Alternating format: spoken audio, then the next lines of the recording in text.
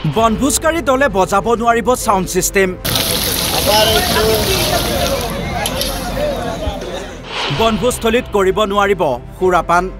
Sound pollution হ'লে আমাৰ জীৱ জন্তুৰ অসুবিধা হৈ পৰে, সেয়ে আপোনালোকক আমি সাউণ্ড পলিউশ্যন নকৰাৰ কাৰণে অনুৰোধ জনাইছোঁ আৰু আপোনালোকৰ ইয়াতে সুৰাপান কৰাৰ কাৰণে আমি বন্ধ কৰি দিছোঁ। পুৱা 9 বজাৰ পৰা আবেলি 4 বজালৈহে থাকিব পাৰিব বনভোজস্থলীত।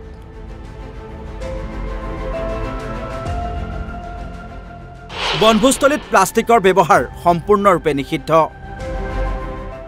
পিকনিকক লৈ নতুন SOP জাৰি তামুলপুৰ প্ৰশাসনৰ। এতিয়া পিকনিকৰ বতৰ। পুৰণি বছৰক বিদায় দি নতুন বছৰক আদৰাৰ সময়। সকলোৱে প্ৰাকৃতিক পৰিৱেশৰ সৈতে একাত্মক হৈ লগে ভাগে এসাঁজ খোৱাৰ মন, লগতে আনন্দ ফূৰ্তি কৰাৰ ইচ্ছা।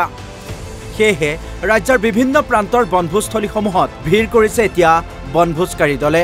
ভিৰ কৰিছে ভাৰত ভূটান সীমান্তৰ বগামাটি বনভোজস্থলীতো। তাৰ মাজতেই বগামাটিৰ পৰিৱেশ সুৰক্ষিত কৰি ৰখাৰ স্বাৰ্থত তামুলপুৰ প্ৰশাসনে জাৰি কৰিছে কেতবোৰ নীতি নিৰ্দেশনা। সেই অনুসৰি এতিয়াৰে পৰা পুৱা 9 বজাৰ পৰা আবেলি 4 বজালৈহে থাকিব পাৰিব বনভোজস্থলীত।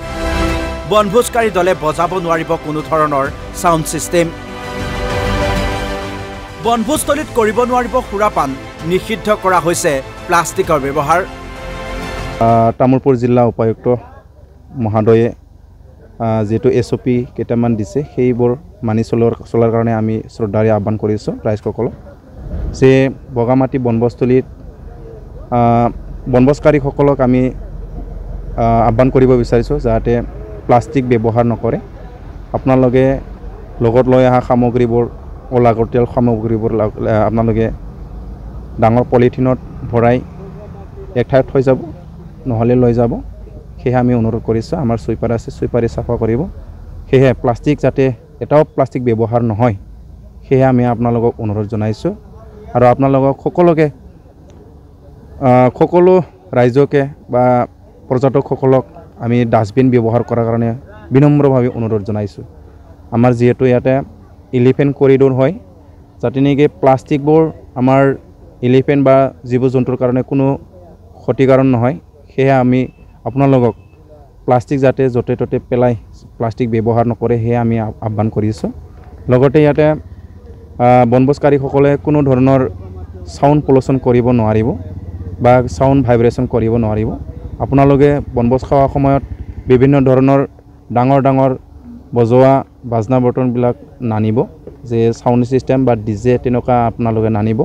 আপোনালোকক আমি বনভোজ খোৱাৰ সময়ত সাউণ্ডটো নৰ্মেল হিচাপে ল' হিচাপে আপোনালোকক ব্যৱহাৰ কৰাৰ কাৰণে আমি অনুৰোধ জনাইছোঁ যে আপোনালোকে সাউণ্ডটো কম সাউণ্ডত বজাই যাতে নেকি আপোনালোকে নিজৰ পাৰ্টিখিনি মনোৰঞ্জন কৰিব পাৰে, আনৰ অসুবিধা নহয়, আমাৰ জীৱ জন্তুৰ কোনো অসুবিধা নহয়। সেয়ে আপোনালোকক সাউণ্ড পলিউশ্যনটো কমাবৰ কাৰণে আমি অনুৰোধ কৰিছোঁ।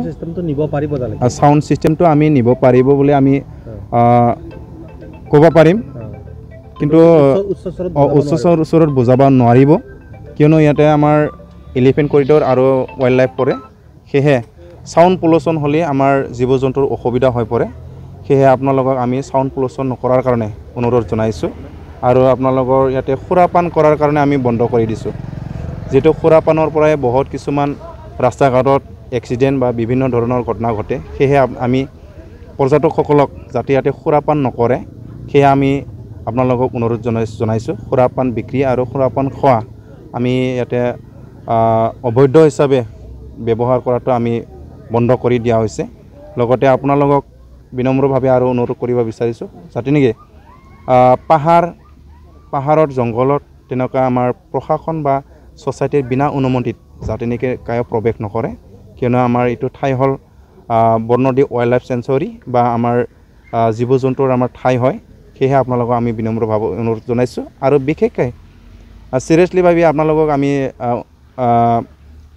এটা মানি চলিবৰ কাৰণে আমি অনুৰোধ জনাইছোঁ যে আমাৰ বগামাটি বনভোজস্থলীত সময়সীমা দিয়া হৈছে, যিটো ৰাতিপুৱা 9টা বজাত আপুনি প্ৰৱেশ কৰিব পাৰিব আৰু আবেলি 4টা বজাৰ লগে লগে আপুনি এই বগামাটি বনভোজস্থলীৰ পৰা উভতি যাব লাগিব। সেয়ে আমি আমাৰ বাক্সা জিলা তামুলপুৰ জিলা উপায়ুক্ত মহোদয়ৰ নিৰ্দেশনা মৰ্মে আমি ছ'চাইটি আৰু ফৰেষ্ট ডিপাৰ্টমেণ্ট আমি একেলগে আপোনালোকক আজি প্ৰেছ মিট দিয়া হৈছে সেয়ে আপোনালোকক অনুৰোধ কৰিছোঁ আহক বনভোজ খাবলৈ আহক বগামাটিত আপোনালোকক আমি যিকোনো পৰ্যায় হ'লে আমি আপোনালোকক সহায় সহযোগ কৰিম কিন্তু আপোনালোকে আমাৰ যিটো গাইডলাইন আৰু যিখিনি SOP দিয়া হৈছে সেইবোৰ আখৰে আখৰে আপোনালোক পালন কৰি যোৱাৰ কাৰণে আমি ছ'চাইটিৰ পৰা আৰু আমাৰ ফৰেষ্ট ডিপাৰ্টমেণ্ট ফালৰ পৰা শ্ৰদ্ধাৰে আপোনালোকক বিনম্ৰভাৱে অনুৰোধ জনাইছোঁ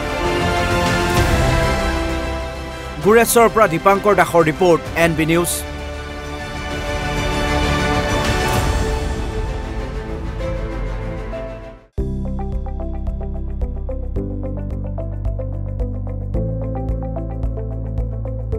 NB নিউজ সহজ সৰল ভাষাত নৱভাৰতৰ কথা